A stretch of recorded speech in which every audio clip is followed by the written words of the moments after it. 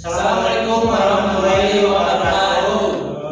Perkenalkan, kami dari kelompok 2. Jadi di sini kami akan menjelaskan fungsi transcendent. Sebelumnya perkenalkan, nama saya Azamudin Binantara dengan NPM 2032411. Saya Muhammad Ibn Farel dengan NPM 203240414. Saya Vina Nabila dengan NPM 203-24023. Perkenalkan, nama saya Rifki Devaliantika dengan NPM 20324020. Next.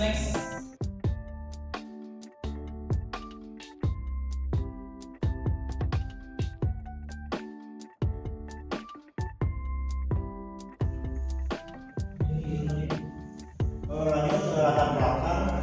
Fungsi logaritma adalah salah satu contoh penting dari fungsi transcendent, yaitu fungsi yang tidak bisa dinyatakan hanya melalui operasi aljabar biasa.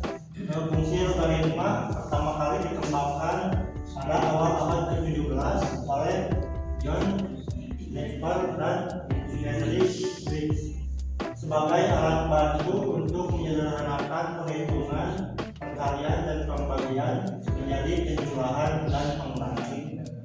Seiring perkembangan kalkulus dan ilmu matematika lainnya, fungsi algoritma menjadi fondasi dalam berbagai bidang seperti pemodelan eksponensial, pertumbuhan populasi, pengukuran skala, dan pemrosesan sinyal. Nah, lalu ini juga ada fungsi awalnya di mana Y log B dan log X dan angka B pangkat Y sama dengan X, khususnya logaritma natural atau logaritma basis E yang ditulis sebagai ln X sangat penting dalam kalkulus dan ilmu alam karena hubungannya erat dengan proses pertumbuhan dan perubahan alami.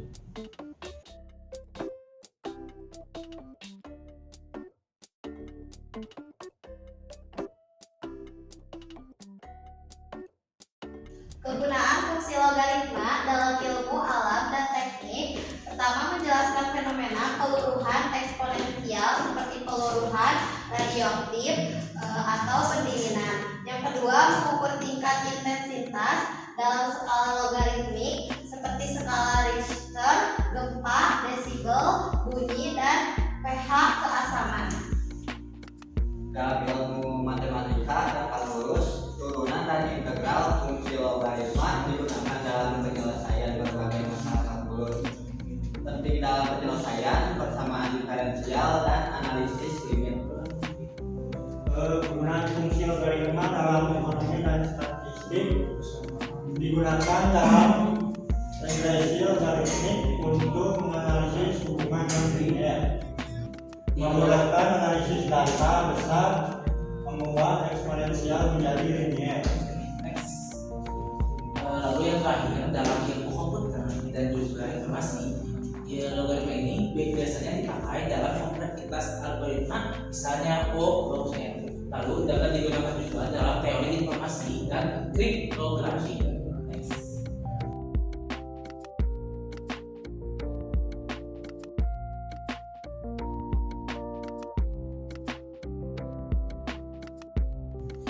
Lalu ada juga teori dan definisi menurut para ahli. Yang pertama ini ada dari James Stewart. Dari tahun 2007, dalam kalkulus early transcendental ia menyatakan the logarithm function is inverse of exponential function and play a crucial role in calculus, particularly in integration and in modeling various natural phenomena.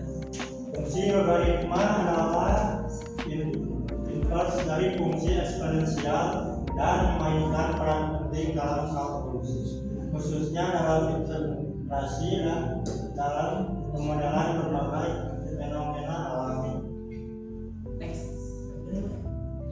Dari teori Thomas M. Apostol 1974 dalam mathematical analysis, logarithms as transcendental function are powerful analytical tools that go beyond algebraic operation and are fundamental to the structure of calculus and analysis. Dia menyatakan logaritma sebagai fungsi transcendent merupakan alat analitik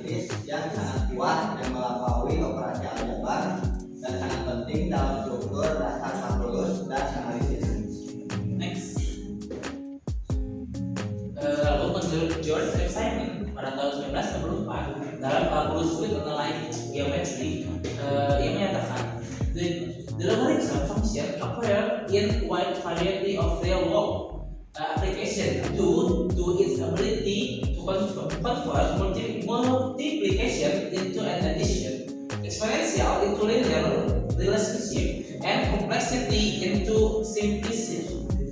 Fungsi logaritma muncul dalam berbagai aplikasi nyata karena kemampuannya mengubah perkalian menjadi penjumlahan, eksponensial menjadi linear, dan kompleksitas menjadi lebih sederhana.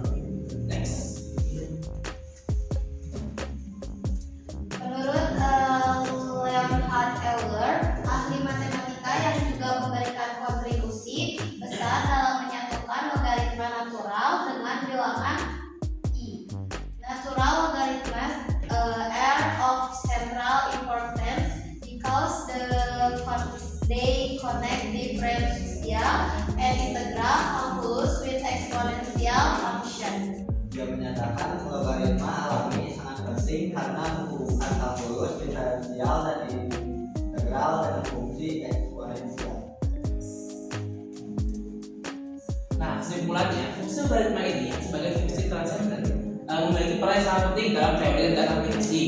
Ia bukan hanya alat untuk menyederhanakan perhitungan, tetapi juga menjadikan fondasi dalam memahami pertumbuhan, peluruhan, serta struktur skala dalam berbagai sistem. Dari kalkulus hingga teknologi informasi, logaritma adalah jembatan antara kerumitan eksponensial dan kesederhanaan linear. Nah, karena kita sudah selesai dalam latar belakang teori dan penggunaan, kita bakal masuk kemana nih? Rumusan di soal.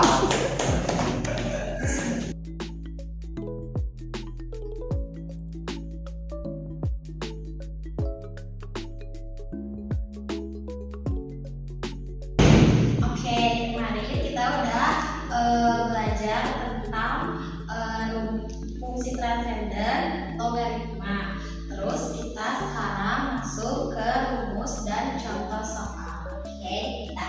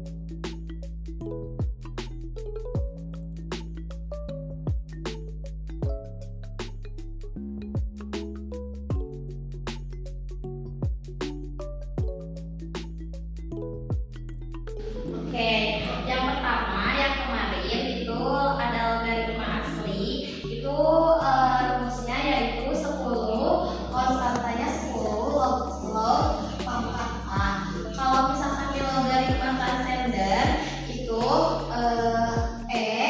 log pangkat A. Itu yaitu bilangan Euler. Nilainya yaitu 2170.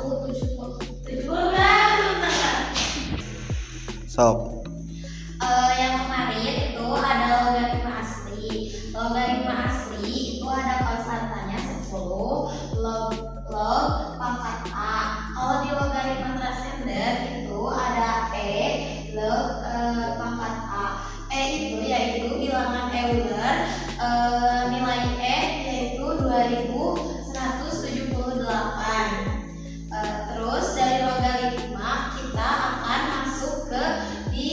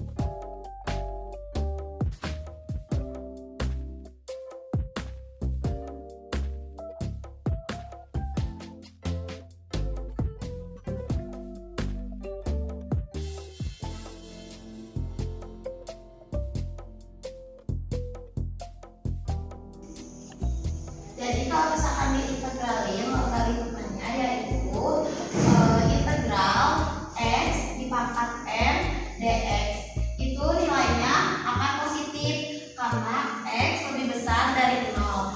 Terus jika x-nya min 1, maka rumusnya itu berbeda. Jadi integral x min 1 dx sama dengan integral 1 dibagi x dx, yaitu menggunakan konsep a pangkat n sama dengan 1 dibagi an.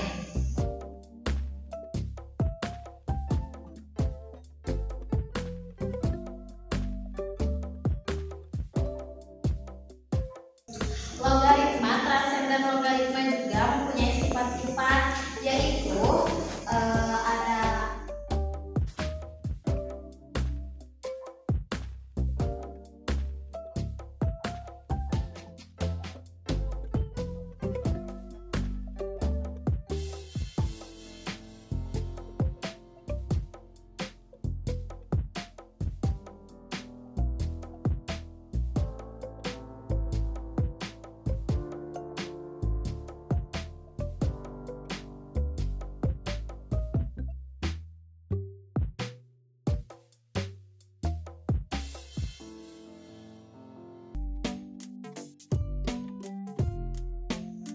sifat-sifat logaritma, yaitu yang pertama ada learn 1 sama dengan 0. Terus yang kedua learn a dikali b sama dengan learn a plus learn b. Terus yang ketiga ada learn a dibagi b, yaitu sama dengan learn a dikurang learn b. Dan yang terakhir ada learn a pangkat r, yaitu nilai dari r itu pangkat dari nilai a.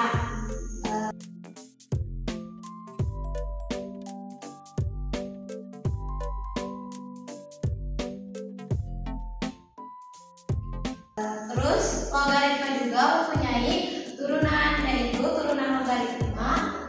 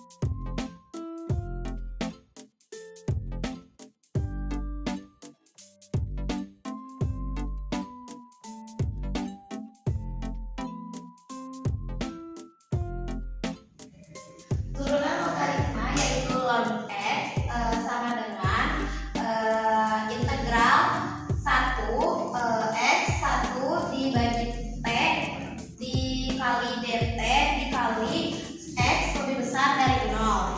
Terus dx learn x sama dengan dx integral 1 x 1 dibagi dt dikali dt.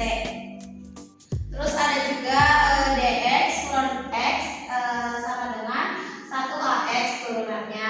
Terus turunan dx learn u x sama dengan turunannya, yaitu 1 dibagi u dikali x dikali dx u x.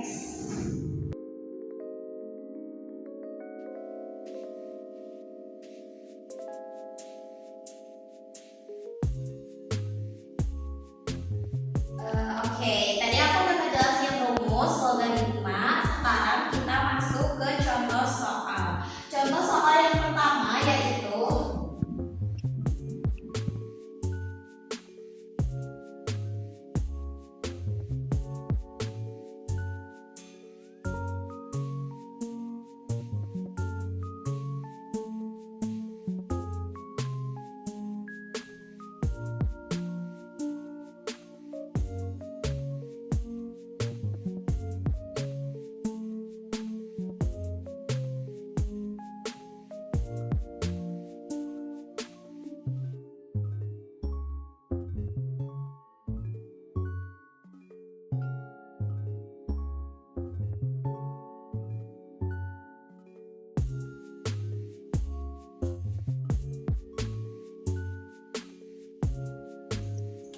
Ada contoh soal yang pertama yaitu fx sama dengan learn 3x. Turunan dari learn 3x yaitu 1 dibagi 3x. Terus turunan 3x yaitu 3. Jadi learn 3x sama dengan 1 dibagi 3x dikali 3, sama dengan yaitu 3 dibagi 3x dikali 1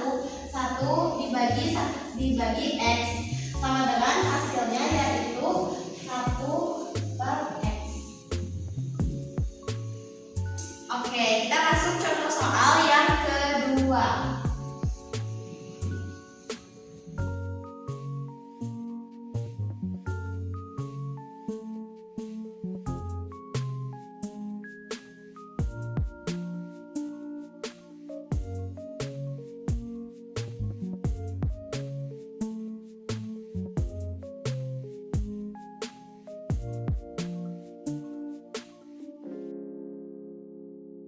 Contoh soal yang kedua yaitu ada fx sama dengan f learn x sama dengan 4, turunan dari 4 yaitu 4, terus turunan dari learn x yaitu 1 per x. X-nya turunan dari x yaitu 1. Jadi 4 dikali 1 per x dikali 1 yaitu hasilnya 4 per x. Terus ada contoh yang ketiga. Contoh soal yang ketiga yaitu